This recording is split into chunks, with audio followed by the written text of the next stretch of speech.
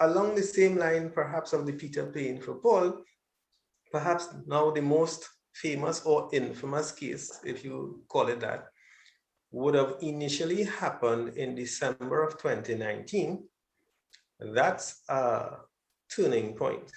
It was in December 2019 when they decided they were going to turn the $100 cotton-based notes, yeah, and we introduced the polymer-based notes. And that caused a lot of stir in the society. People started to say everything, well, everybody became an expert in polymer then. Right?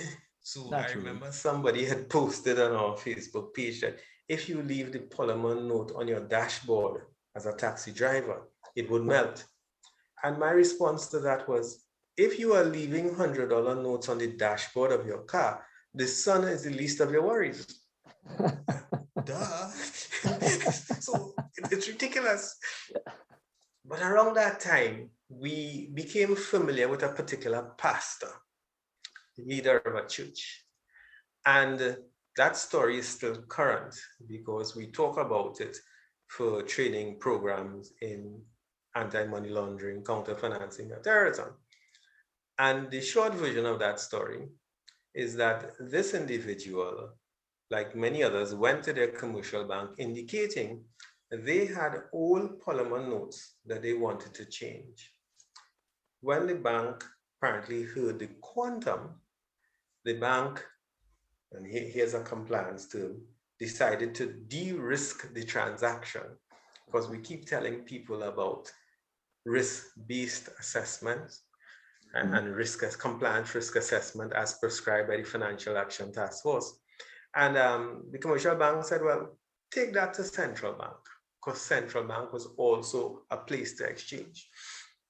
Because the person was talking about millions. So the person went to central bank and with assistance from two attorneys, and I highlight to people that this is also why attorneys at law are also monitored by FIU when they conduct certain types of transactions, one of which is managing clients' money. And perhaps they did not know that central bank has a compliance function. So that discussion started and central bank said, okay, bring it, we'll change it. They didn't realize that in the interim, central bank also had access to the Proceeds of Crime Act and also had access to the Financial Investigations Branch, the FIB.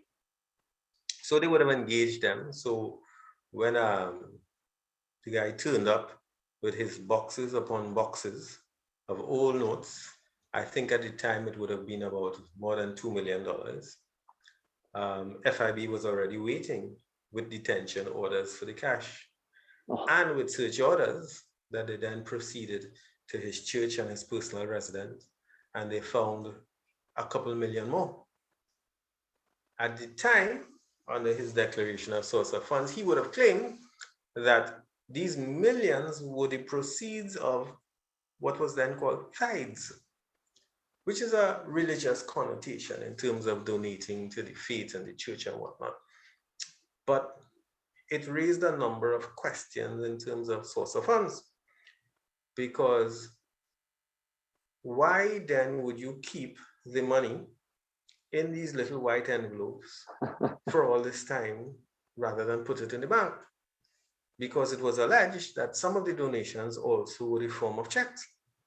But the checks mysteriously seems to have been removed from the white envelopes, and those were changed in the banks, not the cash.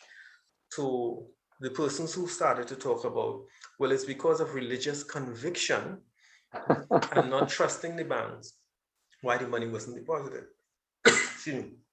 Now, if that's the case, how come we trusted the banks to deposit the checks? Illogical. So investigations went on, and the latest that I have seen would have been about 3 weeks ago, where he has been formally charged, both under the, I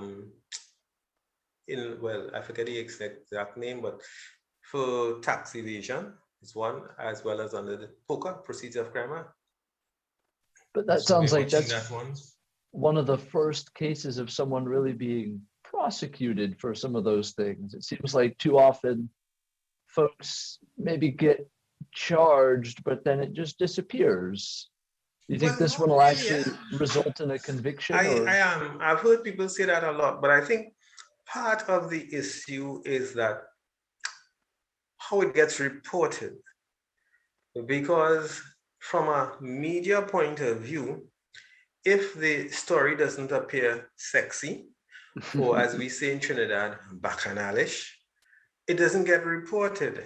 And I recall back in my days of studying communication, there was a running joke that if you wanted to catch the attention of someone, you wouldn't put a headline that says, "Dog bites man."